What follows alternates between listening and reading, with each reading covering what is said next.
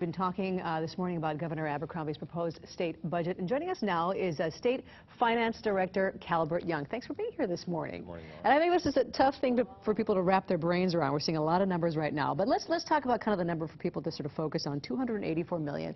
That's kind of what the governor has to play with, extra stuff.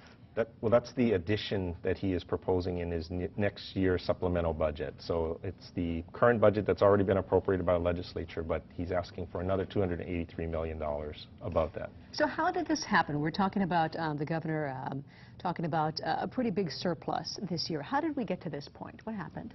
Well, the surplus is actually the amount that's counted through June 30th of 2013. That's the last completed fiscal year. But of that $844 million, a good portion of that is due to revenues coming in above the forecast, so economic activity and tax revenues. A sizable portion is actually attributable to budget constraints within the state government, so that we managed expenditures and curtail a lot of expenditures. And about $88 million of that is attributable to labor savings during the last fiscal year when state employees were still under a 5% pay reduction. So what does the governor want to do? He's putting his proposal out there, hoping state lawmakers will listen to him, even though it doesn't always go that way, including with the early learning initiative, a big one for him. He got a chunk of what he wanted the last time, but he's going for it again, right? Well, in terms of the early learning initiatives, I would say that that's probably his foremost initiative that he has planned in the budget. It's a small amount that he's asking, relatively speaking, just under $8 million. But it's a continuum because it's about building a program literally from nothing within the state. So this is only the second year. So what else is up there on the top of his list?